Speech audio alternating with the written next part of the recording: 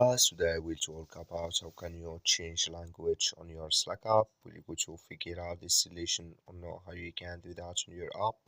So you just follow these ways, then it's going to work with you. So all you have to do, just go here above your photo profile, click on it here.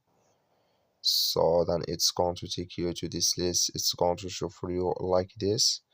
So then all you have to do now, you just click here on preferences here, just click on it.